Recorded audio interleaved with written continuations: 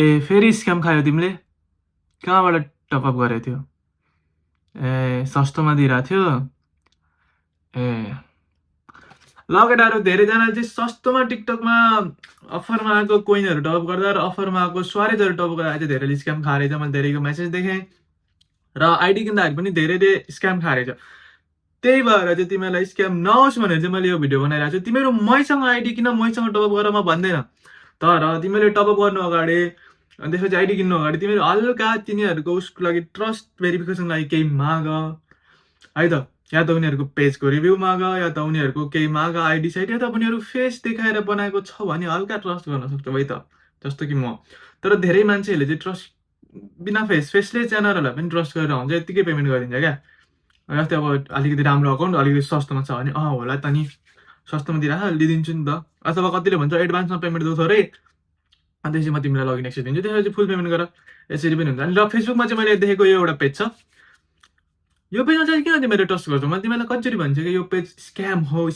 मैले धेरैलाई भनेको छु यो पेज स्क्याम हो भनेर। मलाई थाहा भएको चाहिँ टप स्क्यामर यो हो र धेरैले मलाई चाहिँ यो पेजले स्क्याम गर्यो भनेको छ, धेरैले क्या। फेरि यो पेजमा हल्का बढी फलोवर्स छ, न फेस छ न केही छ। तिमीहरूले जाएपछि सिधै तिमीहरूको सानो नराम्रो अकाउन्टलाई पनि यस्तै बढी प्राइस दिन्छ र राम्रो अकाउन्टलाई पनि तिमीहरूलाई कम प्राइसमा यो अकाउन्टले दिइरहेको हुन्छ।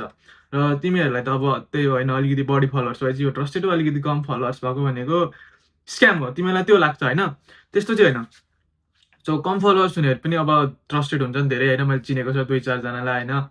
अनि त्यसपछि स्क्यामरहरू 40,000 फलोवर्स एउटा पेज इन्स्टाग्राममा, मैले नाम बिर्सेँ, यदि मैले भेट्यो भने यहाँ स्क्रिनमा राखिदिन्छु।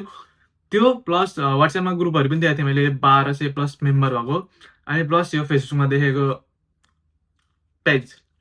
यदि तिनवटा चाहिँ एकदम खतरनाक खालको स्क्यामर केटाहरू, तिमीहरू यिनीहरूसँग चाहिँ बचेर बस।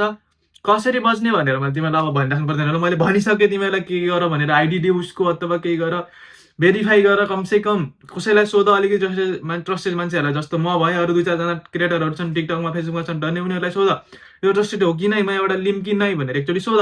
एडमिन राख बरु उनीहरूलाई। तिमीहरूलाई 100 रुपियाँ चार्ज लिन्छन् होला एडमिनहरूले होइन। एडमिन बसेको तिमीलाई 100 रुपियाँ बचाउनको लागि तिमीहरूको 1000-2000 रुपियाँ गइरा हुन्छ। त्यही भएर 100 रुपियाँको माया नगर, ओके? त्यति भन्नलाई आएको म, अरू केही पनि होइन। अब के भन्नु अरू तिमीहरूलाई? अब यति भन्दा पनि तिमीहरू एडमिन नराखिकन स्क्याम खान मन छ भने तिमीहरूको इच्छा। अनि तिमीहरू मेरो भिडियोमा देखिरहेको हुन्छ नि कमेन्टमा कुनै अकाउन्टहरू यति सस्तोमा दिइरहेको हुन्छ, त्यहाँबाट गएर डाइरेक्टली पनि नकिन तिमीहरूलाई म भन्छु, ओके? यति भन्दै आजको भिडियो यहीँ खत्तम। धेरै लामो भिडियो बनाएँ आज। फलो गरेर नबिर्सौ। र तिमीलाई अकाउन्ट किन्न र आफ्नो आइडीमा टपअप गर्न मन छ भने मलाई मेसेज गर, म फ्री भएको बेला मात्रै रिप्लाई आउँछ। त्यही भएर मलाई मेसेज चाहिँ गरेकै राम्रो, म फ्री भएपछि रिप्लाई दिन्छु, ओके? बाई।